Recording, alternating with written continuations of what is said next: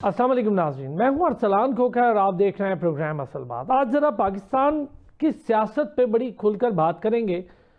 2013 के बाद से मैं देख रहा हूं कि बड़ी हिजान अंगेज़ी पैदा हुई सियासत में। 2013 से पहले भी इल्ज़ामात लगा करते थे, एक दूसरे के खिलाफ बातें होती थी, असम्बली के फ्लोर पे शोर शराबा होता था।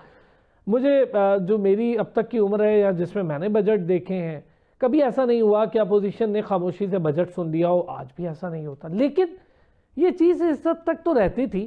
पर नेशनल एजेंडाज जो थे, यानी नेशनल कॉज हुआ करते थे, उस पर तमाम सियासी जमातें यकजा हो जाती थी। आखिरी नेशनल कॉज की मैं बात करूं तो जब हमने ऑपरेशंस करने थे दहशत गर्दी के खिलाफ, पूरी सियासी जमातें, पूरी कौम इकट्ठी थी और कामयाब ऑपरेशन हुए।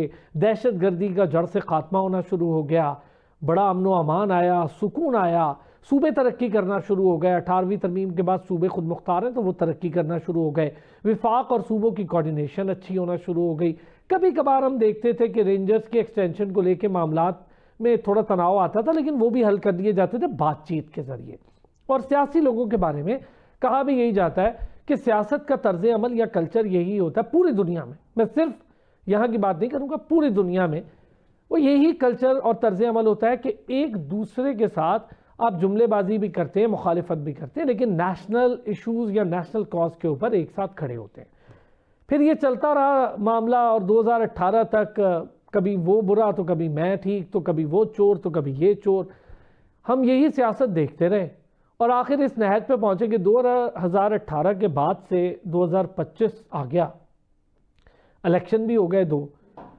हमने सियासत का कल्चर एक देखा था, अब कल्चर बदलना नहीं, कल्चर ही नहीं रहा सियासत का कोई। कैसे चलना है हमने आगे? कोऑर्डिनेशन मजबूत नहीं होगी तो सियासत कैसे आगे बढ़ेगी?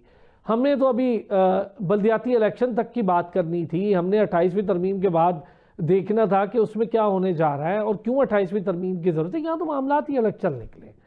अब एक जमात ने तो बिल्कुल ही एजिटेशन की सियासत शुरू कर रखी है। कैसे चलेगा ये मामला और क्या कोई सियासी जमात ऐसे काम कर सकती है, कट कर रह सकती है? आपका काम है, असेंबली का फ्लोर है, आपको वोट दिए, आए, बड़ी तादाद में आपके रुकन मौजूद हैं, अपनी बात को वहाँ पर मनवाएं। आपको मौका था 27वीं तरमीम में, आप वोट डालते मुखालिफत में, आप चुप करके बाहर निकल गए। आपने एक सेब भी बचा ली, अवाम को भी कह दिया कि देखिए हम इसका हिस्सा, भाई हिस्सा बनना था, आप मुखालिफत में वोट डालते, एक वोट नहीं आया अगर आपको ठीक नहीं लगता था तो। हम ज़रा इन सारी चीज़ों पर बात करेंगे, खैबर पख्तूनख्वा की सिचुएशन पे बात करेंगे, कुछ ज़रा करप्शन के मामलात हैं उसको लेकर भी मैंने बात करनी है जिसका जिक्र IMF ने कर रखा है। ज़रा सियासी हमारे पॉलिटिकल कमेंटेटर्स इस पर क्या कहते हैं। इब्राहिम बेग साहब ने हमें ज्वाइन किया, सीनियर तज्जियाकार हैं, साथ ही साथ बेग राज साहब सीनियर सहाफ़ी हैं, तज्जियाकार हैं, उन्होंने हमें ज्वाइन किया। बहुत शुक्रिया दोनों हजरात का। बेगराज साहब, पहले सर ज़रा आपसे, एक तो मैं समझता हूँ बड़ी वक्त की आम ज़रूरत थी। हम भी बड़े लंबे अरसे से इन चीज़ों को देख रहे हैं, दुनिया में काफ़ी तब्दीलियाँ रूनुमा हो रही हैं, फॉर्मेशंस चेंज हो रही हैं। पाकिस्तान में अभी बुनियादुल मरसूस की शानदार कामयाबी हुई, अल्हम्दुलिल्लाह पूरी कौम का सर फ़ख्र से बुलंद हुआ। फिर डिफेंस हेडक्वार्टर का इनेकाद हुआ और तमाम फोर्सेज अब उनकी कोऑर्डिनेशन, एक साथ काम करना अपने अपने डोमेन में, आज बड़ा वाज़ेह हो गया कि अपने अपने डोमेन में। तो आप समझते हैं वक्त की ज़रूरत है, ये एक बेहतर तर्ज अमल अपनाया अफवाज ने, तीनों अफवाज ने। देखें, ये जो बना है ना, ये चीफ ऑफ डिफेंस फोर्सेस का जो अदारा बना है और जिसका हेडक्वार्टर जो है वो बन चुका है, तो ये आपको पता होना चाहिए कि ये कोई किताबी बात नहीं है। ये जो जमीनी हकायक हैं उनकी बुनियाद पर ये अदारा बनाया गया है कि किस तरीके से मुकम्मल हम आहंगी के साथ जो है वो दुश्मन को जवाब दिया जा सकता है। मेरा ज़ाती ख्याल ये है कि ये इतनी जबरदस्त मिसाल कायम की है पाकिस्तान ने कि खुद भारत को भी इसे ही फॉलो करना पड़ेगा और बाकी ममालिक जो हैं वो भी बहुत जल्द इस बात को भांप जाएंगे कि जदीद जो जंग है उसमें तमाम फोर्सेस की कोऑर्डिनेशन और मल्टी डोमेन जो है उनकी हैसियत और एक हेडक्वार्टर और एक इसे कहते हैं कमांड एंड कंट्रोल बुनियादी तौर पर, तो ये एक बहुत बड़ा स्टेप जो है वो पाकिस्तान ने ले लिया है। इसके नताइज बहुत ही मस्बत निकलेंगे और मैं और आप शायद इसको ना समझ सकें, जो अस्करी लोग हैं और जो दुनिया की फौजें हैं वो इसका मफहूम समझ रही हैं। खोखर साहब, उन्हें पता चल गया है कि पाकिस्तान जो है वो किस चीज की तैयारी कर रहा है और किसके लिए तैयार हो रहा है। इसलिए इसी में शामिल हो, आपकी रॉकेट फोर्स भी शामिल हो जाएगी और ये अमलन जो है वो 4 फोर्सेस हो जाएंगी। एक हुक्म आएगा, एक कमांड आएगी और अपनी अपनी जगह पर अपने अपने दायरे कार में इंतहाई इंटीग्रेटेड किस्म की और कोऑर्डिनेटेड किस्म का जवाब जो है वो दाग दिया जाएगा। बहुत ज़बरदस्त। क्या कहेंगे इब्राहिम बेग साहब, अच्छा सेंट्रलाइज सिस्टम होना ये अब ज़रूरत है वक्त की, मुझे लगता है कि अब वक्त की बहुत ज़रूरत है कि आपका सिस्टम सेंट्रलाइज हो। और अल्हम्दुलिल्लाह वैसे ये चीज़ है, बहुत से लोगों को इस चीज़ का अदराक भी है और बरमला इजहार करते हैं, जो नहीं करते वो पता नहीं वो बायस होंगे, पर ये काम अल्हम्दुलिल्लाह हमारी अफवाज में पाया जाता है कि बड़ी कोऑर्डिनेशन मजबूत है, राब्ते मजबूत हैं और एक साथ जवाब देने की सलाहियत है। सेंट्रलाइज सिस्टम से क्या मज़ीद फ़ायदा हो सकता है? देखिए, सेंट्रलाइज सिस्टम से सबसे बड़ा फ़ायदा तो आपने उठाया, उसको तजर्बा कर चुके हैं आप। लास्ट टाइम जो आपकी लड़ाई 2-4 दिनों की हुई इंडिया के ख़िलाफ़, इंडिया ने बहुत बड़ा ऑफेंसिव लॉन्च किया था आपके अगेंस्ट। एक छोटा मुल्क है, गरीब मुल्क है और इसको हम पता नहीं खा जाएंगे, क्या करेंगे। लेकिन 3 दिन उन्होंने कोशिश की थी, हमने तो सिर्फ 10 मई की रात को एक थप्पड़ मारा था, पूरा इंडिया हिल गया था। यही मैं कह रहा हूँ कि वो बड़े उससे आए थे, सुल्तान राही बन के आने की उन्होंने जब कोशिश की, तो उसके बाद 3-4 दिनों में हुआ क्या, तजर्बा क्या हुआ? तजर्बा ये हुआ कि उनको मार पड़ी। तो ये तो बिल्कुल आउटलुक है, बाहर की सूरत हाल है जो मुझे और आपको पता चला। अंदर क्या हुआ? अंदर ये हुआ कि तमाम हमारी तीनों फोर्सेस की आपस में बहुत ही बेहतरीन कोऑर्डिनेशन हुई। वो ऐसे लग रहा था जैसे यकजान 3 कालिब थे और उन्होंने मिल के लड़ाई लड़ी, एक दूसरे के साथ बेपनाह मीटिंग्स की, एक दूसरे के हेडक्वार्टर में जाते रहे, एक दूसरे के हेडक्वार्टर को जाके बाकायदा उसका ऑपरेशन देखते रहे, उस ऑपरेशन को मॉनिटर करते रहे मिल के। और वो इस तरीके से उन्होंने आपस में रहे जैसे उन्होंने मिल के लड़ना है। ये 3 फोर्सेस नहीं है, एक ही फोर्स है। जब ये कंसेप्ट आपने क्रिएट कर दिया ऑलरेडी दुनिया के सामने कि हम 3 फोर्सेस उस वक्त नहीं थे, हम एक ही फोर्सेस थे, एक ही मुल्क था, उसकी एक ही फोर्स थी और हमने मिल के दुश्मन का मुकाबला किया और अपने मुल्क को ना सिर्फ बचाया बल्कि दुश्मन को हजीमत का सामना करना पड़ा। तो जाहिर है उसका एक पूरा साइंटिफिक कंसेप्ट एक नया आया। अच्छा, मैं चाहूँगा सर एक माजरत के साथ एक छोटे से ब्रेक की तरफ जाना है, वापस आते हैं। आगा इकरार हारून साहब ने भी हमें ज्वाइन कर लिया, सीनियर सहाफ़ी हैं, तज्जियाकार हैं, वो भी हमारे साथ होंगे। एक छोटा सा ब्रेक लेते हैं, वापस आते हैं, इस पर मजीद बात करते हैं। एक बार फिर खुश आमदीद कहेंगे जी। अच्छा इब्राहिम बेग साहब, प्लीज़ आप अपनी बात भी कंप्लीट कीजिएगा। मैं आपसे जो जानने की कोशिश ये कह रहा हूँ कि नीड ऑफ टाइम है। अच्छा, नीड ऑफ टाइम से मुराद आपके ज़ाहिर है दुश्मन बैठा है और बड़ा ही साजिश करने वाला, भोंडी साजिशें ही नहीं, ख़तरनाक साजिश करने वाला, प्रॉक्सी वार्स का इस्तेमाल करने वाला, अफ़गानियों को अपने मकासद के लिए इस्तेमाल करने वाला। पहले बांग्लादेश ख़राब करने की कोशिश की, अल्हम्दुलिल्लाह उनको भी चीज़ों की समझ आ गई। फिर इन्होंने वहाँ पर इसराइल का साथ दे के ईरान वॉर में अपने आप को एक्सपोज कर लिया। फिर इन्होंने कभी भूटान को तंग करना, कभी श्रीलंका को तंग करना, कभी किसी को तंग करना। तो अब पूरा रीजन जान चुका है भारत के ओछे हथकंडे और कुछ तो अफगानिस्तान से भी अब बड़े तंग हैं। यही मैं कह रहा था कि असल में तो आपकी फोर्सेस ने लास्ट टाइम जो झड़प हुई, लड़ाई हुई, 3 दिन का जो कुछ भी हुआ, जो दुनिया ने देखा और दुनिया इस पर डिबेट कर रही है, अब किताबें लिखी जाएंगी, इस पर आर्टिकल्स आ रहे हैं। ज़ाहिर है डिफेंस एक पूरा सब्जेक्ट है, दुनिया का बड़ा सब्जेक्ट है जिसको पढ़ाया जाता है, जिस पर लिखा जाता है, जिसकी टेक्निक्स होती हैं, जिसकी टेक्नोलॉजी होती है। उसमें ये नहीं है कि थ्योरेटिकली हमने ये सीखा है, जो आज आपने ये देखा है ना, जो कमांड एंड कंट्रोल, ये हमने प्रैक्टिकल करके देखा है। हम थ्योरी तो बाद में ला रहे हैं, प्रैक्टिकल हमने पहले कर लिया है। इसलिए कि हमें अपने से 10 गुना ज़्यादा दुश्मन के ख़िलाफ़ आपने नाबर्द आज़मा होना था, उसके ख़िलाफ़ लड़ाई लड़नी थी, अपने आप को उससे बचाना था, उस ऑफेंसिव से अपने आप को डिफेंड करना था। तो आपने कैसे किया? आपने बेस्ट कोऑर्डिनेशन के साथ किया। आपकी 3 फोर्सेस अगर इकट्ठे ना होती, एक दूसरे के हेडक्वार्टर ऐसे लग रहे थे जैसे वे एक ही जगह पे आ चुके हैं, इकट्ठे चीफ्स पे रहते, इकट्ठे ऑपरेशन हो रहे थे, इकट्ठे हर चीज़ हो रही थी, तो उसके नतीजे में आपने अपने मुल्क को बचाया, आपने दुनिया में इज्जत पाई, जिसकी वजह से आप देख रहे हैं कि दुनिया के सबसे बड़ी ताकत वाला मुल्क जो अमेरिका है, उसके सदर ने 20वीं दफ़ा आपका नाम लेके कहा कि जंग उन्होंने जीत ली थी, उन्होंने जहाज 8-9 जहाज गिरा दिए थे और मजीद इसको वाज़ेह कर उसको बहुत ज़्यादा उसको मजबूत कर दिया। तो आपने बेसिकली प्रैक्टिकल में से थ्योरी निकाली। नॉर्मली तो ये होता है कि थ्योरी में से प्रैक्टिकल निकलता है कि आप थ्योरी पढ़ाते हैं, उसमें से एक प्रैक्टिकल करते हैं, वो नाकाम हो चाहे वो कामयाब हो। यहाँ तो आपने प्रैक्टिकल पहले किया, लैब में आपने पहले तजर्बा कर लिया, वो सही साबित हो गया, उसके बाद आप भी किताबें लिखेंगे, दुनिया भी किताबें लिखेगी, डिफेंस के फील्ड के लोग भी किताबें लिखेंगे। अब किताबें, आर्टिकल, हर चीज़ आ रहे हैं। इसका मतलब ये हुआ कि आपने एक ऐसा बेहतरीन तजर्बा कर लिया।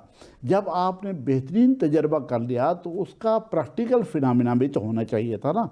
प्रैक्टिकल फिनोमेना अगर नहीं होगा तो फिर इसका मतलब ये हुआ जो आपने तजर्बा किया वो कुछ शख्सियात का तजर्बा होगा।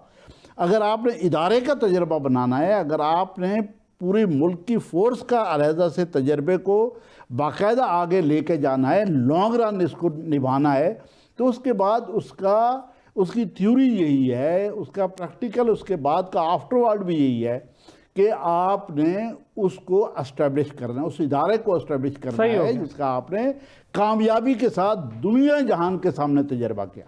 आगा इकरार साहब, पहले ज़रा थोड़ी सी बात इस पे करेंगे, फिर पॉलिटिकल सिचुएशन पे आज बात करनी है। तमाम पॉलिटिक्स पाकिस्तान की जो चल रही है, पॉलिटिकल पार्टीज, पता नहीं क्या कल्चर था, पॉलिटिक्स का अब कल्चर ही नहीं रहा, इन सारी चीज़ों पर मैं बात करूँगा। पहले ज़रा सर ये डिफेंस हेडक्वार्टर जो बना है तमाम फोर्सेस का, ज़रा कोऑर्डिनेशन बेहतर हो जाएगी, तीनों अफवाज की पहले से भी अच्छी थी, ज़रा मज़ीद मजबूत हो जाएगी, चूँकि इंडिया बहुत शरारत कर रहा है और कह भी दिया है आज चीफ ऑफ डिफेंस फोर्सेस ने कि इंडिया मजीद गुमान में ना रहे।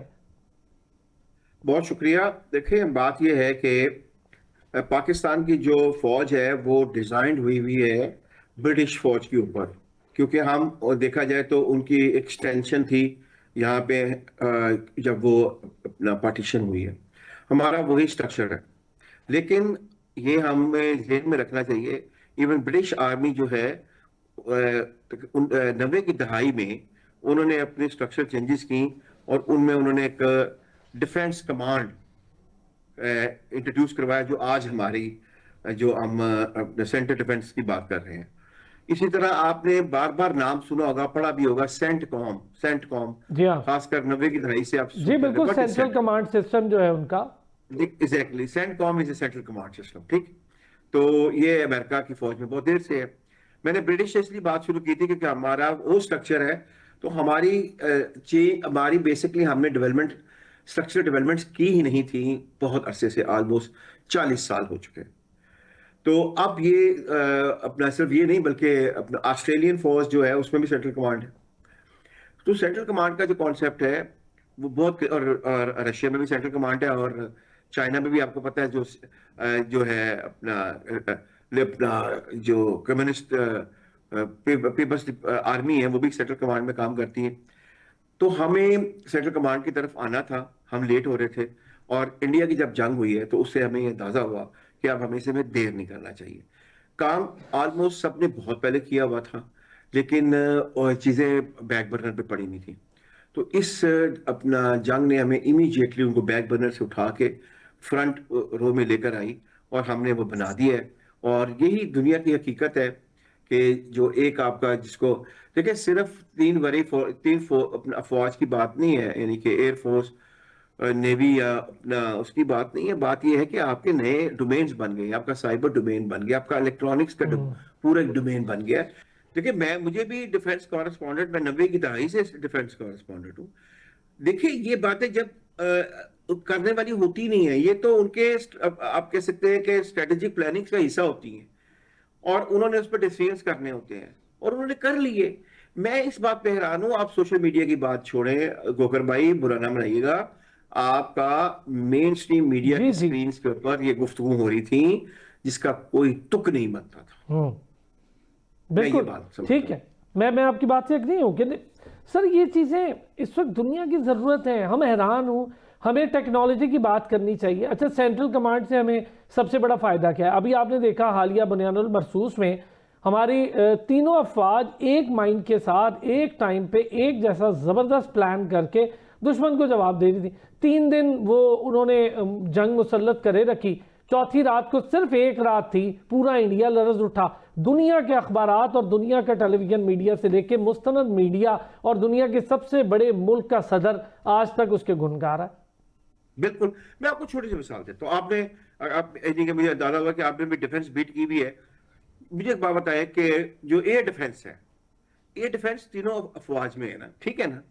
एयरफोर्स का भी एयर डिफेंस, बिल्कुल, एविएशन तीनों का डिपार्टमेंट है सर। और बड़ी हाँ, अब जब ये इनको अगर सिंक्रोनाइज करके आप अगर एक एयर डिफेंस हो जाता है हमारा, यानी कि एक टॉप पोजीशन से, यानी कि जो आप कह सकते हैं सेंट्रल कमांड से इंस्ट्रक्शंस आती हैं कि ऑल 3 एयर डिफेंस एक्टिवेटेड, तो वो बेहतर नहीं है? मुझे बताइए।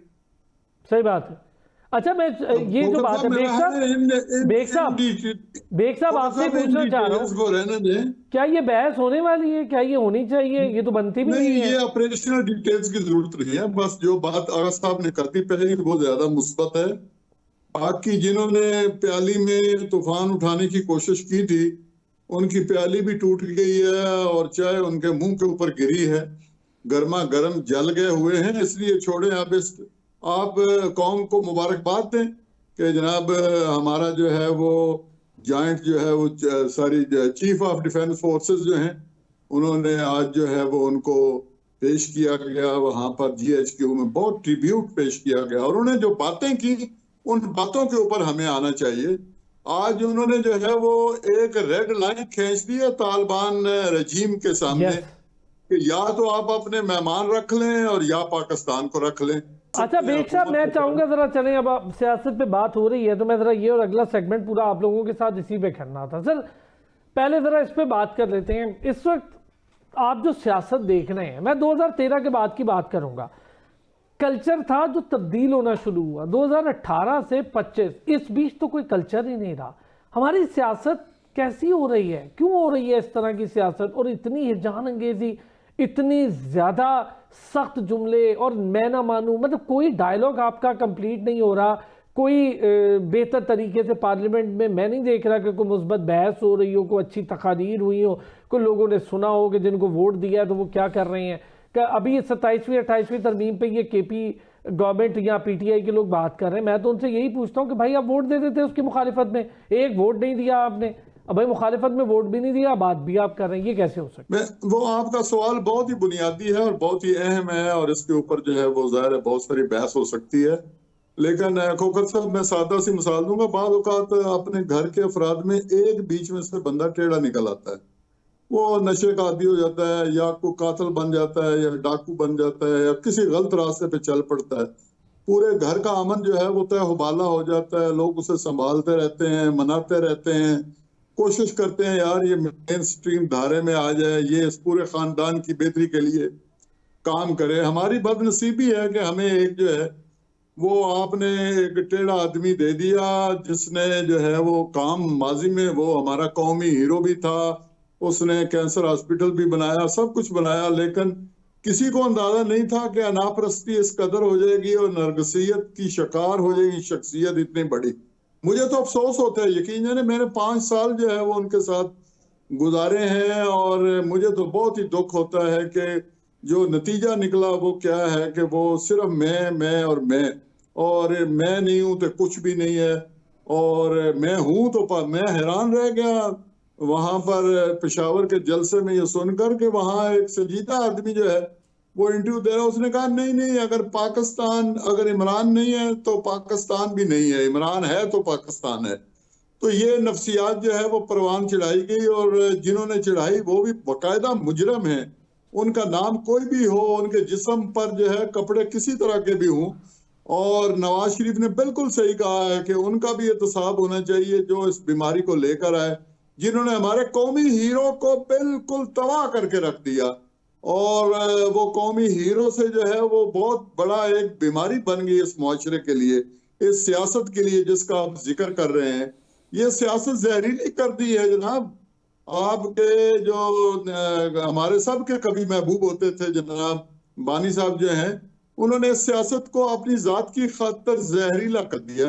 अब तो अच्छा अल्हम्दुलिल्लाह कि अब नई नस्ल जो है वो उनके काबू में नहीं है। अच्छा सर, मैंने जो पेशावर बाकी में जमातें जलसा हैं, देखा। मैं चले, आप एक का जिक्र भी हम कर रहे हैं ना, बाकी जमातें थोड़ा सा अगर हम तजिया करें, आप यकीन करें, मैं अगर अब देखता हूं तो पॉकेट्स में रह गए हैं सारे, और कुछ तो पॉकेट से भी चले गए हैं। मैं एएनपी का जिक्र कर लेता हूँ, एएनपी की अब वो से नहीं रही, कुछ कहीं नजर नहीं आती। इसी तरह कई एजिटेशन या थोड़ी सी मजामत की सियासत करते थे, उनकी भी कुछ पॉकेट्स होती थी।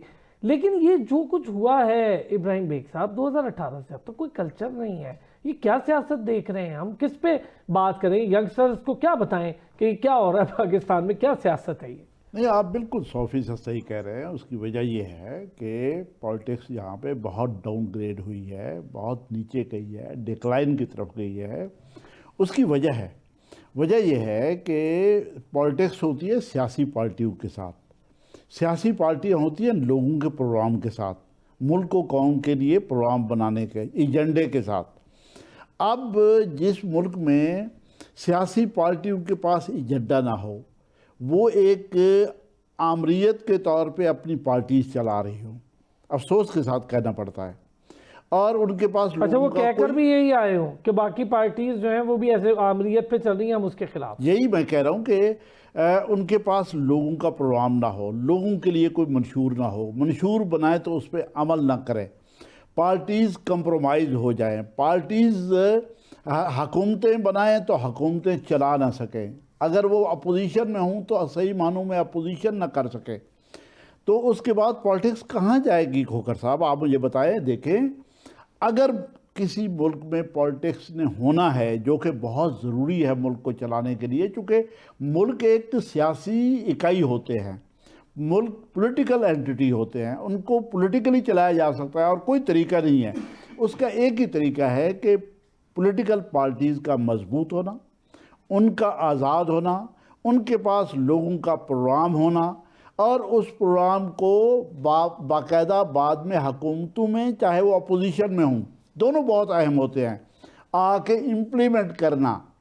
एक तो ये है कि इस तरह की कोई चीज़ पाकिस्तान में अब हो ही नहीं रही, अफसोस के साथ कहना पड़ता है, इसलिए आपका सवाल इंतहाई वैलिड है। और सेकंड, सिर्फ ये नहीं है कि हुकूमत नहीं हो रही, आप लोग पूछते हैं आपसे अल्टीमेटली होगा क्या, लोग परेशान हैं। लोग क्यों पूछते हैं? उसकी वजह ये नहीं है कि कोई अपोजिशन बहुत स्ट्रांग है, अपोजिशन तो है नहीं, इसलिए पूछ रहे हैं कि हुकूमत वो डिलीवर नहीं कर पा रही जो लोगों की डिमांड है, जो लोग चाहते हैं। लोग चाहते हैं यहाँ पे इकानमी ग्रो करे, लोग चाहते हैं कि एक फाइनेंशियल प्रॉस्पेरिटी आए सर, सुकून आए, वो आदमी ट्रिकल डाउन इफेक्ट आए ना, जो ऊपर फैसले हो रहे हैं उसका ट्रिकल डाउन इफेक्ट आए, तभी तो फायदा है मुल्क। असर एक ब्रेक लेनी है, मैं ब्रेक से आऊँगा, ज़रा इस पर भी बात करके देखेंगे। ये जो एक कल्चर हुआ करता था सियासत में वर्कर्स का, जो मुख्तलिफ हवालों से डिबेट में ना भी कहना सीखते थे, वो ना कहते थे, वो कल्चर ख़त्म होकर फॉलोअर्स पे आ गया है। मुझे समझ में नहीं आता ये कल्चर, इसके बीच कहाँ सियासत खो गई। जरा ब्रेक लेते हैं, इस पर ज़रा बात करते हैं। एक बार फिर खुश आमदीद कहेंगे। अच्छा, मैं ज़रा जानना चाहूँगा आगा इकरार साहब, आपसे शुरू कर लेते हैं, फिर तीनों पार्टिसिपेंट्स इस पर बात कीजिएगा। ये जो हमारे यहाँ सियासत का कल्चर था, मैं पॉकेट्स का जिक्र कर रहा था, मुझे बताएं MQM पाकिस्तान कहाँ खड़ी है? बड़ा वोट बैंक हुआ करता था, लेकिन अगर आप कराची जाएँ तो लोग उन पर तनकीद लान तान कर रहे हैं। पीपल्स पार्टी एक सूबे की आदत, और सूबे से भी कम पे अब टिक के रह रही है। नून लीग का भी यही हाल होता जा रहा है कि लेकिन अब परफॉर्म जो कर रही हैं, मैं बहुत सारे लोगों को बहुत मामलात में इख्तलाफात होंगे, बट मरीम नवाज परफॉर्म कर रही हैं, अच्छा लगे बुरा लगे सुनने वालों को, जो दिख रहा है हम बोल रहे हैं नहीं करेंगे तो हम उन पर भी तनकीद करेंगे। वो परफॉर्म कर रही है, कुछ रिवाइवल हो रहा है, चले पंजाब में कुछ सियासत का, नून लीग का, लोग ये कहना शुरू हो गए। KP में एक वो सर्वे हुआ तो वहाँ लोगों ने कहना शुरू कर दिया हमें दे दें ऐसे वजीर आला। सिंध में लोग कह रहे हैं कि ऐसा वजीर आला हमें दे दें। लेकिन ये जो पार्टियों में सर एक वर्कर कल्चर था, आप देखें पीपल्स पार्टी का बड़ा डिबेट कल्चर था, लियारी में होती थी और शारा फैसल पे हुआ करती थी, मुख्तलिफ जगहें थी कराची की, सिंध में, हैदराबाद में हुआ करते थे, वहाँ आप नवाबशाह देखें, थर पार्कर देखें, बड़ा कल्चर होता था डिबेट्स का। वो वर्कर से चेंज होकर फॉलोअर्स पे आ गया, क्या फ़र्क पड़ा इससे सियासत को? देखिए, अरसान भाई, हमें थोड़ा सा रियलिस्टिक होना पड़ेगा। आप जो बातें करते हैं ना, वर्कर का कल्चर, वो बेसिकली एक 60 और 70 की दहाई का एक रोमांटिसिज्म था, जो 80 में भी सरवाइव कर गया। आपने पीपल्स पार्टी का नाम लिया, और पीएमएल ने तो बहुत बात की पैदाइश है, लेकिन आप जमात इस्लामी को भी जेहन में रखें, और किसी हद तक जेयूआई को भी। बड़ा कल्चर था। और अपना यानी कि जो वर्कर होता था, या रुकन होता था, या कारकुन होता था, उसकी एक एहतराम, एक इज्जत होती थी।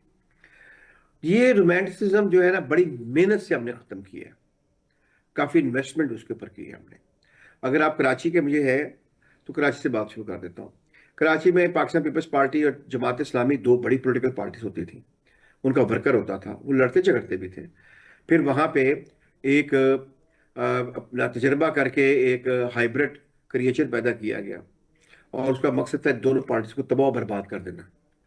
फिर आप आ जाएं इसमें इंटीरियर सिंध में, वहाँ पे भी अपना हमारे दोस्त ही हैं हमारा जुल्फकार साहब को इस्तेमाल करते हुए वहाँ पे भी ये तजर्बा किया गया कि वहाँ पे भी पीपल्स पार्टी को ख़त्म कर दिया जाए।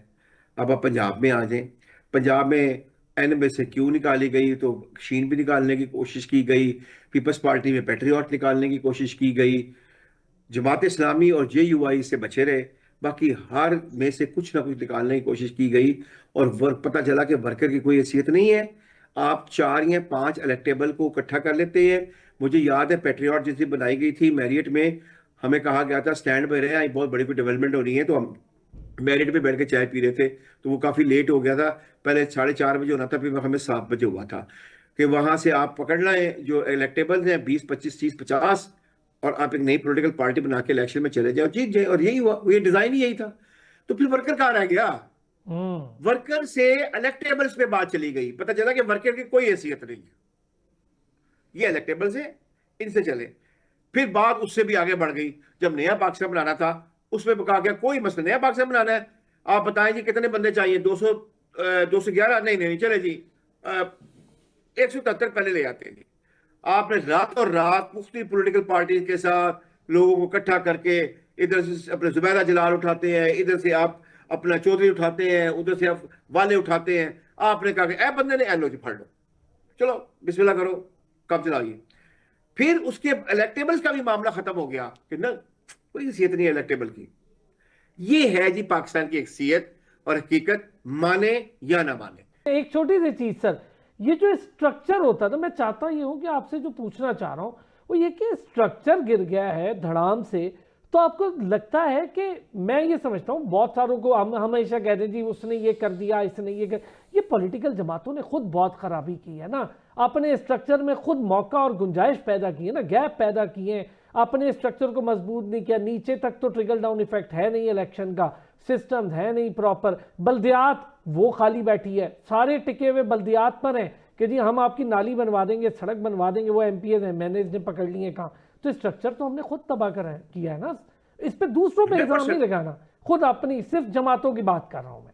नहीं, मैं कहता हूँ 100%। देखिए बात यह है कि बल्दियात वाली बात आपने बिल्कुल ठीक की है। बल्दियात से वर्कर ग्रो होता था, ठीक है। पहले वो एक अपने नारे लगाता था, फिर उसको कभी कौन से का टिकट मिल जाता था, फिर वहां से वो निकल के डिप्टी मेयर भी बन जाता था, मेयर भी बन जाता था। ये एक पूरा सीरीज, आपने बिल्कुल ठीक बात की है। वो हमने पॉलिटिकल पार्टी नहीं चाहती हैं, खासकर पंजाब की पॉलिटिकल पार्टीज नहीं चाहती हैं कि वो ताकत जो है, क्योंकि थाना कचहरी और सड़क और पानी, ये ताकतें एमएनए अपने पास रखना चाहता है। ये किसी भी सूरत में वो अपना शेयर नहीं करना चाहता है काउंसिलर लेवल के आदमी को। उसको डर होता है कि फिर उस काउंसिलर को वो जो है ना जाके उसको हाथ जोड़ने पड़ेंगे अगली दफा कि यार तू मुझे वोट लेके देना है। देखिए मैं 38 साल से मैंने जर्नलिज्म किया है, ये हकीकतें बड़ी क्लियर है। लेकिन एक बात बताओ, पॉलिटिकल पार्टी में वर्कर की हैसियत जमात इस्लामी में आज भी है, माने जेयूआई में वो नहीं रही है, क्योंकि ये जेयूआई भी समझ आ गया है, यानी कि इस पिछले 10 सालों में। अच्छा, मैं आपकी बात मान लेता हूं, लेकिन आगा साहब ये तो वन ऑफ की हम बात कर सकते हैं ना, चले एक की कर लें, जमात इस्लामी की आप कर लें, एक की बात कर लें, पर ये कल्चर का जब खात्मा हुआ ना, तो इससे नुकसान ये हुआ कि आपकी कॉलेज, यूनिवर्सिटी, रोड, गली मोहल्ले, कचहरियाँ, वर्कर्स की इंटरेक्शन और जवाबदेह होना एमपीएस एमएनएस का वर्कर को, उसमें कुछ चीज़ें जब लॉज बनते थे तो वर्कर्स उसमें इन्वॉल्व होते थे, ये सारी चीज़ें ख़त्म हो गई। फिर आप 27वीं तरमीम पे भी बहस 1984 में जब मैं गवर्नमेंट कॉलेज का मैं आखिरी इलेक्शन जीता हूँ गवर्नमेंट कॉलेज लाहौर का, 1984 में आपने ये खत्म कर दी अपना क्या नाम होता है स्टूडेंट अपना जो हमारी थी अपना सारी की सारी पॉलिटिक्स थी, ठीक है। अच्छा, उसके बाद बेनजीर साहिबा ने मरहूम अल्लाह उनको जनरलशिप का हमसे वादा किया हुआ था, जब वो पावर में आई तो मैं आपको अपना वो तो बेचारा फौत हो गया है आगा नवीद, मैं आगा नवीद और एक बंदा अभी अल्लाह उसको जिंदगी दे, ये अपना क्या नाम होता है राना रियाज, ये यहाँ और ये अपना उसका साथ वो थे अपना, मैं नाम भूल गया भी आ जाएगा। हम मैं गए बेनजीर साहिबा के पास, हमने उनके आगे रिक्वेस्ट की कि प्लीज आप अपना इसको फिर से स्टार्ट करवा दें अपना हमारी जो है स्टूडेंट पॉलिटिक्स। नहीं, उन्होंने भी नहीं हमारी बात मानी। सर प्रॉब्लम मैं ये अब आप आगे ना उस बात। अच्छा बेग साहब, मैं अगर आपसे पूछूं, ये जो पॉलिटिकल पार्टीज हैं इनका स्ट्रक्चर धड़ाम से गिरता जा रहा है, से खत्म हो रही है, वर्कर की जगह फॉलोअर आ गए हैं, ये नया ट्रेंड शुरू हो गया है, क्या नुकसान हुआ सर? कोई कल्चर ही नहीं है 2018 के बाद से। मैं कल्चर होता था ना, चले अच्छा बुरा होता था, अब है ही नहीं। सॉरी मुझे याद आ गया, नैयर बुखारी साहब उस मीटिंग में थे। सॉरी जी अच्छा खोकर साहब, आपने बड़ी एकेडमिक किस्म की डिस्कशन जो है वो शुरू कर ली है, और मैं आपसे एक अर्ज करूं कि जो इस्लामी तहजीब है उसमें शख्सियत परस्ती जो है वो कूट कूट कर भरी हुई है। हम तो अपने घर के अंदर जो है वो जमहूरियत उस तरह की इजाजत नहीं दे सकते, क्योंकि फैसला जो है वो माँ बाप करते हैं, और ये आज से नहीं, जब से इंसान बना है तब से खानदान और कबीला और बरादरी बहुत अहम होते हैं।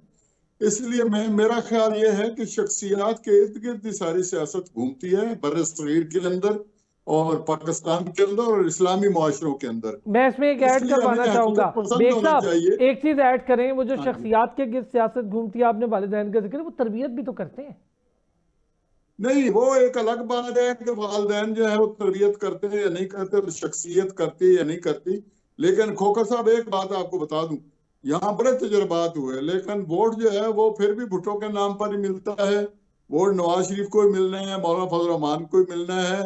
जमात इस्लामी में भी मैं आपको बताऊं, आगा साहब बड़े दावे से बात कर रहे हैं, बहुत अच्छी बात है उनकी, लेकिन वो भी बिल्डअप करते हैं शख्सियत को बड़ी मुश्किल से, और जब बिल्डअप हो जाती है तो आगा साहब मैंने देखा है एक दो अमीर जो हैं उन्होंने तो फरागत इख्तियार कर ली, वरना कल्चर वहां भी ये है कि जब तक खुद नहीं अमीर जमात छोड़ते तब तक जो है वो चलता रहता है सिलसिला।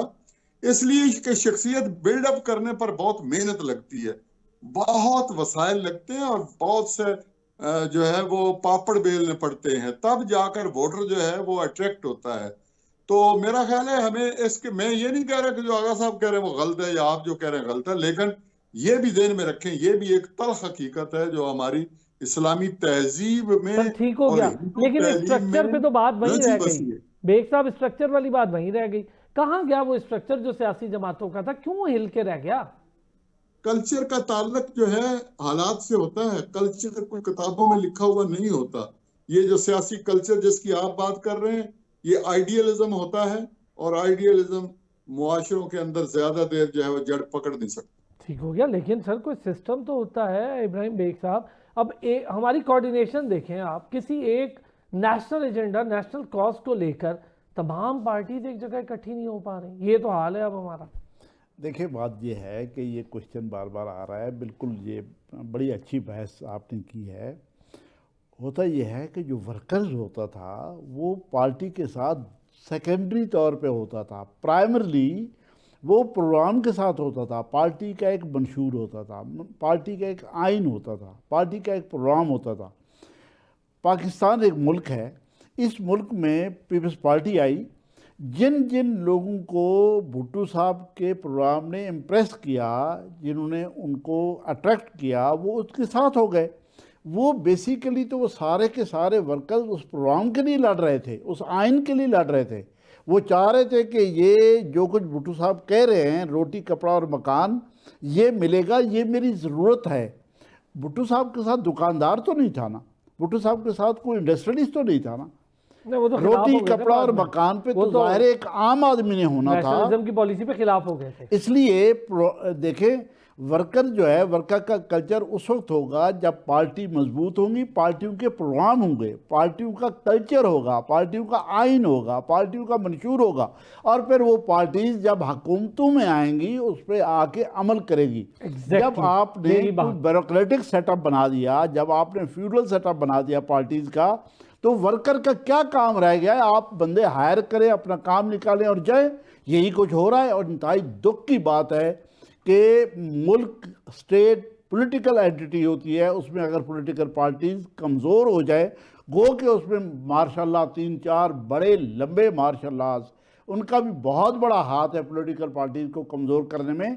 लेकिन पॉलिटिकल पार्टीज का अपना भी बहुत बड़ा हाथ है अपने आप को कमज़ोर करने सर में। अपना हाथ ज्यादा है। देखिए मेरी बात सुने, आप अपने मतलब मैं हूँ, मेरी मर्जी नहीं है, मैं किसी को जगह नहीं दूंगा, तो मेरी जगह उस तरह मेरे साथ रहने के लिए नहीं आएगा कोई, या मैं उसकी वो कल्चर अडॉप्ट नहीं कर लूंगा। मैं किसी की बात तब तक नहीं मानूंगा जब मेरी अपनी मजबूरी, कुछ लोग उस दो की बिल्कुल, पॉलिसी। दोनों का शेयर है, दोनों का शेयर है पॉलिटिकल पार्टीज की। मैं कहता हूँ पहली जिम्मेदारी पार्टी की होती है कि अपने आप को किस तरह से वो सर्वाइव कराते हैं, किस तरह से वो रनिंग करते हैं, किस तरह से आगे बढ़ते हैं। अगर वो कंप्रोमाइज़ हो जाएं, वो अल्टीमेटली आके अपने प्रोग्राम पे कंप्रोमाइज़ हो जाए और शेयर होल्डर बन जाएं स्टेट में किसी न किसी जगह पे, किसी न किसी कोने कुदरे में बैठ के, तो उसके बाद वर्कर्स का क्या काम रह जाता है भाई? फिर आप चीज़ें रेंट पे लें, किराए पे लें और अपने जलसे करें, अपने प्रोग्राम करें और चले जाएं। वो कल्चर तो फिर अल्टीमेटली ख़त्म हो जाएगा जब आपके पास आइन नहीं, प्रोग्राम नहीं, कोई चीज़ नहीं है, आके कुछ डिलीवर नहीं करना है। ये देखें, लोगों का रोना है क्या? महंगाई किस बात की है? महंगाई इसी पे लोग रो रहे हैं कि आप लोगों ने हमारे साथ वादे किए थे कि आप यहाँ पे महंगाई कम करेंगे, यहाँ पे बिजली के बिल कम करेंगे, आप गैस के बिल कम करेंगे, आप टैक्सेस, लोग कह रहे हैं बार बार कि टैक्सेस कम करेंगे, यहाँ पे कोई ग्रोथ होगी। आप अगर उन पे आके अमल नहीं करेंगे तो लोग ज़ाहिर है चीखेंगे, रोएंगे, अनरेस्ट का शिकार होंगे। अल्टीमेटली जो पार्टी इन पॉइंट्स को, इस एजेंडे को आके एड्रेस करेगी, कोई नई पार्टी होगी जाके इसको एजेंट, लोग समझेंगे ये बहुत सिंसियर पार्टी है, इसका प्रोग्राम मुझे सूट कर रहा है, लोग उसके साथ हो जाएंगे। अदरवाइज तो फिर ये चल रहा है, गैर सियासी ठीक कल्चर हो गया। है। बस एक बिल्कुल, चूंकि वक्त कम होगा, आगाज साहब ये बताएंगे कि कोऑर्डिनेशन कैसे बेहतर होगी? यही लड़ाई झगड़ा देखेंगे हम 5 साल, यहाँ को कोऑर्डिनेशन बेहतर होगी? और सूबे कोऑर्डिनेशन के बगैर ना सूबे चलते हैं ना विफाक। बुरा ना मनाइएगा, मुझे माफ कीजिएगा, पाकिस्तान नहीं बल्कि इंडिया में भी जो है पार्लियामेंटेरियन फॉर्म ऑफ गवर्नमेंट का तजर्बा ना बहुत बुरी तरह नाकाम हो चुका है, और इवन यूके में भी हो चुका है। 5-5, 6-6 प्राइम मिनिस्टर बदले जा रहे हैं एक एक 1.5 साल में। हमने कसम खाई भी है कि हमने रिव्यू नहीं करना है कि हमने कोई नया सिस्टम लेकर आना है कि नहीं। ला तो हम नहीं सर, तरमीम नहीं कर रहे एक आप इतनी सारी? जी, इतनी तरमीम कर रहे हैं सर, और क्या चाहते हैं, कितनी करें?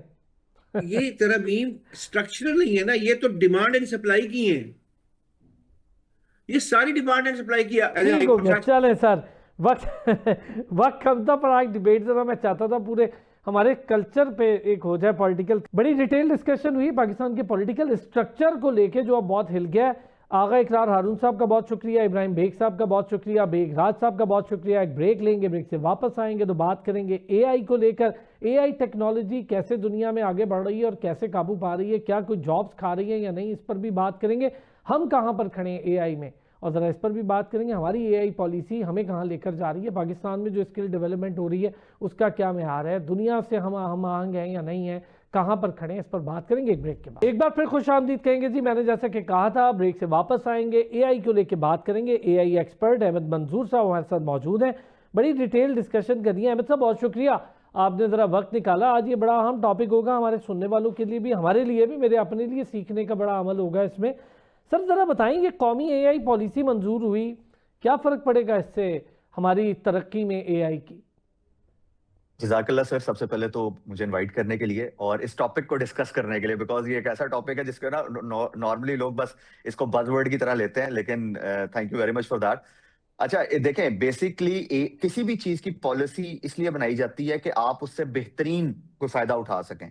अब एआई, क्योंकि आने वाले दिनों के अंदर ये बजवर्ड से चीज बढ़ गई हुई है, बहुत ज्यादा लोग इसकी तरफ बहुत ज्यादा आ रहे हैं। अच्छा, सबसे पहली बात जो मैं समझाना चाहूंगा वो ये है कि ये सिर्फ चैट जीपीटी नहीं है, मैं सिर्फ यही चैट चाहता जीपीटी था। को यूज अच्छा, कर। मैं चाहता भी जी आज यही था कि अहमद साहब जरा इसकी भी क्लैरिटी लूँ ना, कि 4 वीडियोस बना देना, तस्वीरों को किसी के साथ पसंद नहीं आ रही तो दूसरे के साथ जोड़ देना, तो खाली ये नहीं है एआई। तो बताएं फिर एआई इसके अलावा क्या है?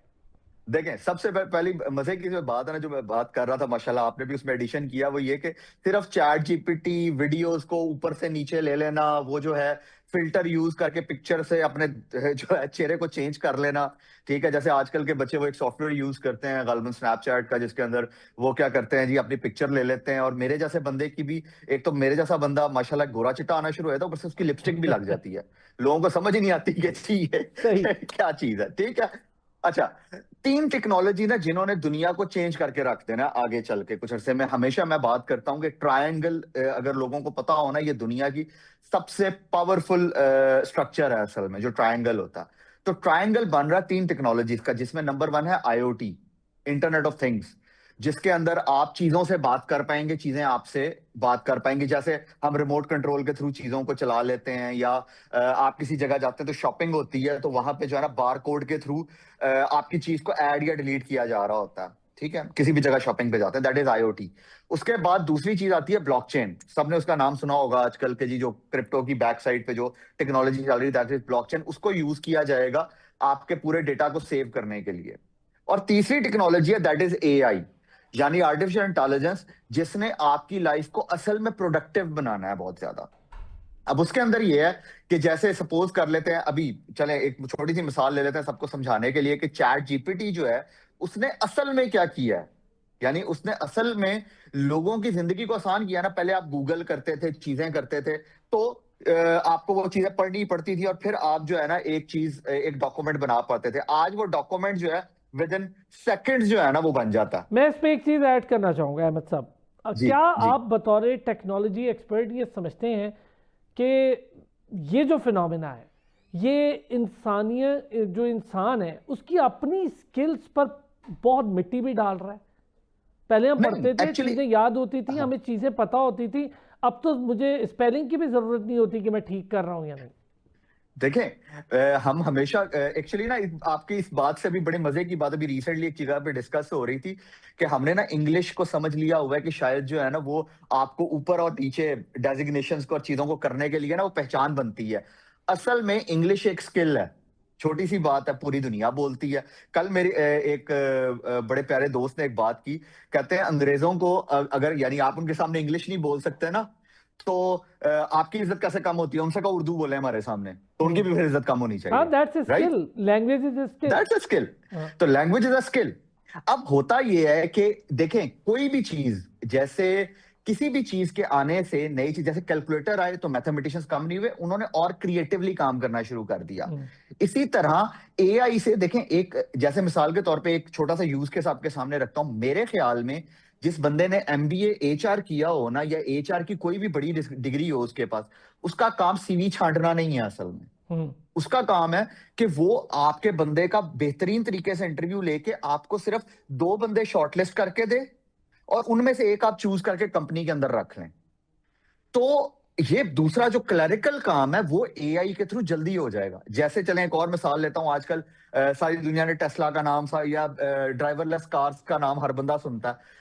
अब आपने अगर ड्राइवरलेस कार चलाना यानी कि ड्राइवर वाली कार, आपने उसकी सर्विस करवानी है, किसी जगह जाना है आपने, तो आपको खुद जाना पड़ता है, टाइम मैनेज करना पड़ता है आपका जो है ना, यानी कि जी मिसाल के तौर पर पेट्रोल पंप एक तरफ से आता है, तो अगर आप बैठे काम कर रहे हैं और आपकी गाड़ी खुद से निकले और जाके अपना काम करवा के वापस आए और आगे पार्क हो जाए, तो मेरा ख्याल आपका टाइम बचना शुरू हो जाएगा। ठीक सर, ठीक अब है? इस पे आए इसी जरा, तरह ये जो जी एआई और इसके हवाले से हम, एक तो बहुत सारी चीज़ें ना मुझे थोड़ी डिफरेंट किस्म के उससे एस्पेक्ट से देखनी, वो ये कि हमारे यहाँ जो एआई स्किल्स हैं या जो कोर्सेज अभी करवाए जा रहे हैं पाकिस्तान भर में, किस जी मुताबिकत के हैं वो? क्या बैनुल-अक़वामी मुताबिकत के हैं, वहाँ पर ऐसे ही कोर्स होते हैं, या दुनिया में जिसकी ज़रूरत है हमारे लड़के लड़कियाँ उसके साथ कनेक्ट हो जाएंगे, या फिर हमें इससे एडवांस जाना पड़ेगा, हम उसके को बेसिक लेवल पर हैं? डेटा बैंक क्या होता है एआई का, जिसका डेटा सेंटर होता है, फिर रिसर्च डेवलपमेंट के प्रोग्राम R&D पर बड़ा काम होता है एआई का, ज़रा ये हमें बता दें। अच्छा देखें, अभी जो कोर्सेज हो रहे हैं ना, मैं एक चीज हमेशा कहता हूं कि we need to think 5 years, at least 5 years ahead. ठीक है, अब उसमें होता ही है सर कि हमारे यहाँ लोग देख रहे होते हैं कि अच्छा दुनिया में क्या चल रहा है। जैसे इसकी एक मिसाल देता हूं कि जी अगर आपका आपका बच्चा अभी माशाल्लाह 8th क्लास में पढ़ रहा है और एक बंदा जिसने एमबीए कर लिया हुआ है, आप जैसे ही उसको देखेंगे ना, तो हमारा एक कल्चर है, उसको कहेंगे बेटा तुमने एमबीए करना है। हम ये नहीं सोचेंगे कि उसने कितने साल बाद एमबीए करना है। हम्म। ठीक है, क्या तब तक एमबीए की क्या चीज हो चुकी होगी, या क्या उस डिग्री का, या कोई भी डिग्री होगी। तो इसी तरह अभी जो चीजें करवाई जा रही हैं, हम प्रोग्रामिंग पे बहुत ज्यादा फोकस कर रहे हैं। अब प्रोग्रामिंग का दौर खत्म हो चुका है, हम उससे थोड़ा आगे निकल गए हैं। यानी अब एआई के थ्रू प्रोग्रामिंग हो रही है बाय यानी कि this is last month of 2025। 6 महीने पहले जो क्लॉड के और डिफरेंट एनवीडिया के जो सीईओज हैं, उन्होंने एक बात की थी कि प्रोग्रामिंग फर्स्ट क्वार्टर ऑफ 2026 में खत्म हो जाएगी। सिर्फ क्या रह जाएगा, जो क्रिटिकल थिंकिंग रह जाएगी। तो इसका मतलब ये हुआ कि आपको जितने एआई बेस्ड टूल्स आ चुके हैं, जैसे chat GPT is a tool, Claude is a tool, या और जो आपके सामने गैमा या और प्रेजेंटेशंस की चीजें आती हैं, वो टूल आ चुके हैं। हम में से हर इंसान को अपने टूल बॉक्सेस बना लेने चाहिए। अब जैसे माशाल्लाह अभी टेवटा में हमने टीचर्स के ऊपर ये काम किया।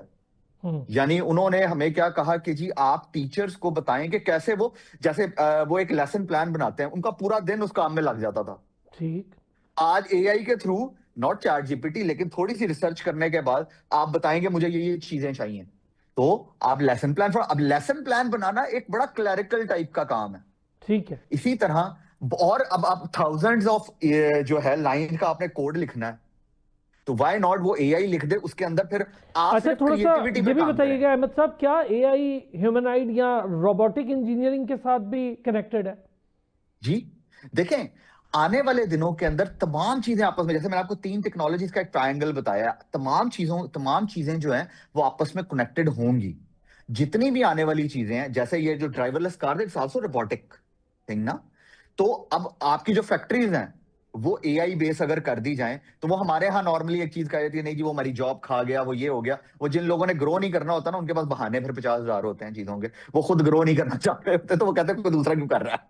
ठीक है। तो इसलिए everything is going to be robotic, everything is going to be humanoid. मकसद ये है कि अगर आप एक पूरे एजुकेशन सिस्टम को चेंज कर दें, बंदे को कहें जाओ जाके तुम चैट जीपीटी से प्रेजेंटेशन बना लो, जाओ जाके तुम इस टूल को यूज करके बना लो, एआई को यूज कर, लेकिन आप उसको कहें आओ आके मेरे सामने डिफेंड करो अब इस चीज को। जब वो डिफेंड करे और उनको बताएं कि जी हम आपसे 10 क्वेश्चन करेंगे, अगर आपने 8 के ठीक जवाब दिए तो आप पास है, अदरवाइज वो दरवाजा निकल जाए यहां से आप। अच्छा सर, चूंकि वक्त कम हो गया, एक चीज़ बड़ी ज़रूरी है इसके हवाले से अगर मैं लूँ, तो क्या आप समझते हैं कि नौकरियों के मौके बढ़ रहे हैं एआई को लेके, कम नहीं हो रहे बल्कि बढ़ रहे हैं? दूसरा, न्यू स्टार्टअप्स के लिए कितनी गुंजाइश है मार्केट में एआई को लेके? सर सबसे मजे की बात, अब मैं जो जुमला बोलूंगा ना, यानी आपको थोड़ा फैसिनेट शायद करे, that is sir 68% jobs upgrade होने वाली हैं असल में पूरी दुनिया के अंदर, खत्म नहीं हो रही, अपग्रेड हो रही हैं 68% जॉब्स। तो जो उन 68% में अपने आप को अपग्रेड नहीं करेंगे, वो वाकई खत्म हो जाएंगे, फिर वाकई उनकी जॉब चली जाएगी। तो अपने आप को अपग्रेड करना। जहां आपने बात की स्टार्टअप्स की, सर दुनिया में अभी फिलहाल एआई एक बहुत बड़ा बज़वर्ड है। अगर यानी अभी 2026 में कहा यह जा रहा है कि ऑलमोस्ट 87% के करीब जो स्टार्टअप्स हैं जो एआई से शुरू हुए थे और उन्होंने पैसे बनाए, वो अचानक से बस्ट डाउन कर जाएंगे।